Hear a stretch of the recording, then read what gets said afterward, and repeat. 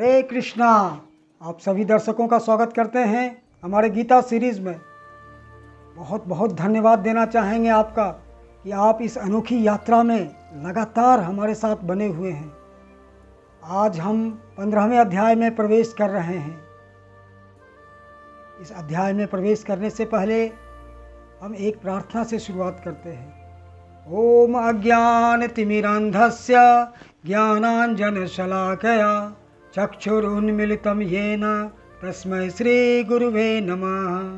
नमः ओम विष्णुपादाय कृष्णप्रेष्ठाय भूतले श्रीमते भक्तिवेदान्त स्वामिनिति नामिने।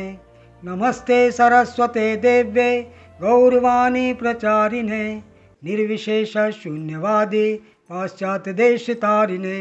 जय श्री कृष्ण चैतन्य प्रभो नित्यानंद श्री अद्वैत गदाधर श्रीवास आदि गौर भक्तवृंद। हरे कृष्णा कृष्णा कृष्णा हरे हरे, हरे राम राम राम हरे हरे। भक्तों, भौतिक जगत एक जेल है। जेल क्यों है इसे हम थोड़ा समझते हैं। एक नॉर्मल जेल में एक कैदी होते हैं, बंदी होते हैं। उन्हें एक वर्दी दिया जाता है जिसे वस्त्र कहते हैं, वर्दी कहते हैं, और उनको बेड़ियों से बांधा जाता है और उनका कंट्रोल, उस जेल का कंट्रोल जेलर के हाथ में होता है। ठीक उसी प्रकार ये जो भौतिक जगत है, इसमें जो कैदी हैं वो जीवात्माएं हैं और उन्हें भी वर्दी दी गई है जिसे ये शरीर कहते हैं। उन्हें भी बेड़ियों से बांधा गया है। वो बेड़ियां हैं प्रकृति के 3 गुण। और इस भौतिक जगत के जो कंट्रोल जिनके हाथ में है वो हैं दुर्गा माँ, जो इन जीवात्माओं को सुधारने का कार्य करती हैं। तो ये हमारे लिए समझना बहुत ज़रूरी था कि ये भौतिक जगत एक जेल है। इस अध्याय में भगवान श्री कृष्ण अर्जुन से कहते हैं कि अर्जुन, ये जो भौतिक जगत है यह एक उल्टा अश्वत्थ वृक्ष के समान है। भगवान कहते हैं कि ये जो भौतिक जगत है ये वास्तविक आध्यात्मिक जगत का प्रतिबिंब है, उल्टा प्रतिबिंब है। तो यहाँ पे एक प्रश्न उठता है भक्तों कि भगवान ने ये अश्वत्थ वृक्ष का ही नाम क्यों लिया? भगवान आम के वृक्ष का जिक्र क्यों नहीं किया? भगवान कटहल के वृक्ष का जिक्र क्यों नहीं किए? उन्होंने ये अश्वत्थ वृक्ष का ही जिक्र क्यों किया? तो इसका उत्तर है क्योंकि ये जो अश्वत्थ वृक्ष है, बनियन ट्री जो है, ये बहुत जटिल वृक्ष है। ठीक उसी प्रकार हमारा ये भौतिक जगत भी बहुत जटिल है। वैसे भौतिक जगत और प्रकृति के 3 गुणों में जब व्यक्ति एक बार फंस जाता है तो उसे बाहर निकलना मुश्किल हो जाता है। फिर अर्जुन भगवान श्री कृष्ण से पूछते हैं कि अगर यह इतना जटिल है तो इससे मुक्त कैसे होना है?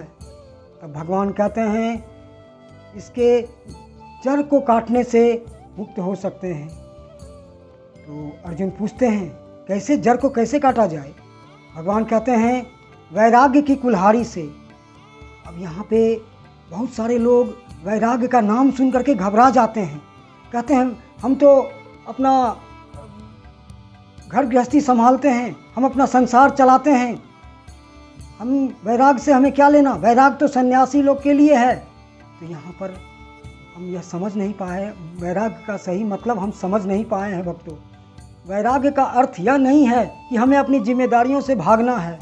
वैराग्य का अर्थ है कि हमने जिस स्थान से अपने आप को जोड़ दिया है और वहाँ हमें नुकसान हो रहा है, उस स्थान से अपने आप को डिटैच करना, उस स्थान से अपने आप को निकाल लेना, ये वैराग्य है। फिर अर्जुन भगवान से पूछते हैं कि अच्छा चलिए हमने इसे काट दिया, इसे काटने के बाद क्या करना है? तब भगवान कहते हैं अर्जुन, उस स्थान की खोज करो जहाँ एक बार जाने के बाद तुम्हें वापस आना नहीं पड़े और जहाँ तुम्हें मेरी शरण प्राप्त हो सके। तब अर्जुन पूछते हैं कि उस स्थान में जाने की विधि क्या है, प्रक्रिया क्या है? तो भगवान कहते हैं सबसे पहले तुम अपने मिथ्या अहंकार के भ्रम से मुक्त हो जाओ। मिथ्या अहंकार का मतलब होता है भक्तों, मैं इस भौतिक प्रकृति का स्वामी हूँ। इससे भगवान बोलते हैं तुम मुक्त हो। ये पहली विधि है। इसके बाद अर्जुन पूछते हैं कि आपके वो जो उस स्थान है उस पर कौन कौन जा सकते हैं, वहाँ पे कौन कौन जा सकते हैं। तो भगवान कहते हैं निर्माण मोहा जित संग दोषा आध्यात्म नित्या विनिवृत्त कामा द्वंद्वैर विमुक्ता सुख दुख संगे गच्छन्ति अमूढ़ा पदम अव्ययम तथा। भगवान कहते हैं कि जो झूठी प्रतिष्ठा, मोह और कुसंगति से मुक्त है, जिसने भौतिक काम को नष्ट कर दिया है, जो सुख दुख के द्वंद्व से मुक्त है और जो मेरी शरण में आता है वो ही मेरे धाम को, उस स्थान को जा सकता है। फिर अर्जुन पूछते हैं कि आपका ये जो स्थान है ये कैसा है। तब भगवान कहते हैं न तद्भासते सूर्यो न शशांको न पावकः यद गत्वा न निवर्तन्ते तद धाम परमम मम। अर्जुन, मेरा वो जो स्थान है, वो जो धाम है, वहाँ न तो सूर्य के प्रकाश की ज़रूरत है, न चंद्रमा के प्रकाश की ज़रूरत है, वहाँ न बिजली की ज़रूरत है, वहाँ न अग्नि की ज़रूरत है। और एक बार जो वहाँ चला जाता है वो दोबारा इस भौतिक जगत में नहीं आता है। इसके बाद अर्जुन भगवान से पूछते हैं तो जीवात्मा यहाँ पे आया क्यों। भगवान कहते हैं अपनी स्वतंत्रता का दुरुपयोग करने के कारण, मिस यूज़ ऑफ फ्रीडम के कारण जीवात्मा यहाँ पे आया। बद्ध जीवन के कारण व्यक्ति जीवन भर स्ट्रगल करते रहता है, जीवन भर संघर्ष करता है। अर्जुन पूछते हैं लेकिन हमें पता क्यों नहीं चलता है इस स्ट्रगल के बारे में, इस संघर्ष के बारे में। भगवान कहते हैं कि आत्मा और जड़ पदार्थ यानी शरीर के अंतर को न देखने के कारण हमें पता नहीं चलता है। इसके बाद अर्जुन भगवान से पूछते हैं कि व्यक्ति जब इतना संघर्ष करते रहता है जीवन भर, तो क्या आप इनकी सहायता नहीं करते हैं। तब भगवान कहते हैं अर्जुन, मैं हर समय और सभी प्रकार से हर व्यक्ति की सहायता करता हूँ। इसके बाद भगवान कहते हैं सर्वस्य च अहम हृदि सन्निविष्ट मत्त स्मृति ज्ञानम अपोहनम च वैदे सर्वे अहम एव मे वेद्य वेदांत कृत वेदवित एव च अहम। भगवान कहते हैं अर्जुन, मैं सभी जीवों के हृदय में आसीन हूँ। मुझसे ही स्मृति ज्ञान विस्मृति होती है। मैं ही वेदों का ज्ञाता हूँ और वेदांत का संकलन करता भी हूँ। अंत में भगवान कहते हैं चूँकि मैं सर्वश्रेष्ठ हूँ अर्जुन, तो मैं इस भौतिक जगत में और वेदों में परम पुरुष के रूप में विख्यात हूँ। तो इसलिए भक्तों, भगवान श्री कृष्ण परम पुरुषोत्तम भगवान हैं। तो आइए भक्तों, अब हम इस अध्याय के शिक्षाओं पर चर्चा करते हैं। इस अध्याय का नाम है पुरुषोत्तम योग, परम पुरुष की सहायता का योग, स्वतंत्रता का मार्ग इसका विषय है और यह जगत के बारे में बताता है। इसमें 5 महत्वपूर्ण शिक्षाएं हैं। पहली शिक्षा विकृत प्रतिबिंब।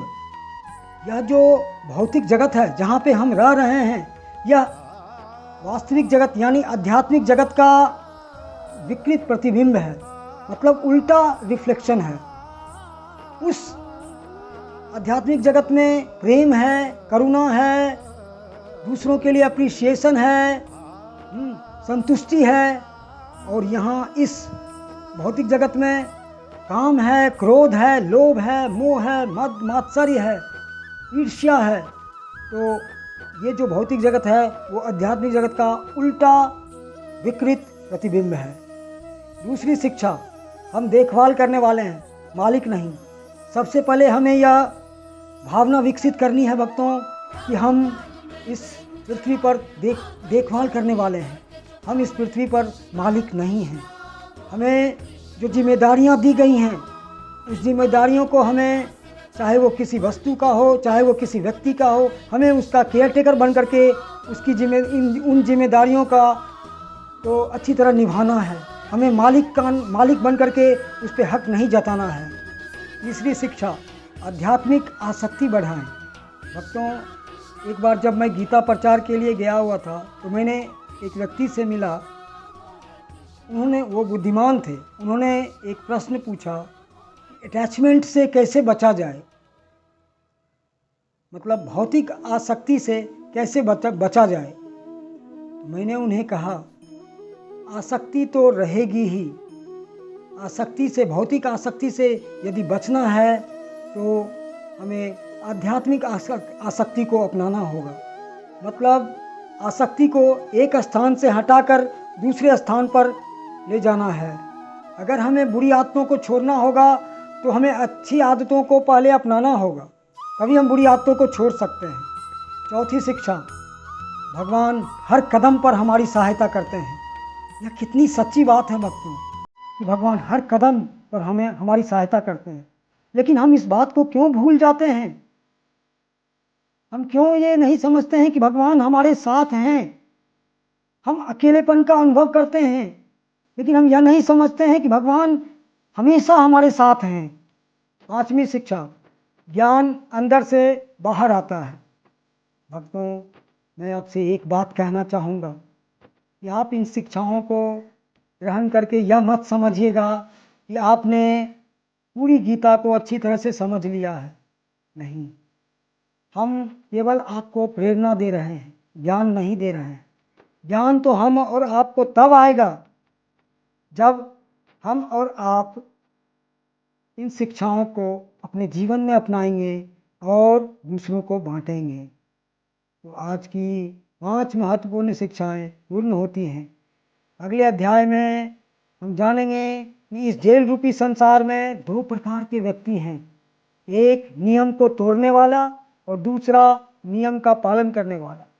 इनके मनोविचार, इनके हाव भाव, इनकी इच्छाओं के बारे में हम अगले अध्याय में जानेंगे। और आपसे विनम्र निवेदन है कि आप इन शिक्षाओं का निरंतर अध्ययन करते रहिए और अपने जीवन को आनंदमय बनाते रहिए। जितनी ज़्यादा हो सके कृपया इन शिक्षाओं को लाइक करें, शेयर करें, कमेंट करें और हमारे इस चैनल को सब्सक्राइब करें। हरे कृष्णा।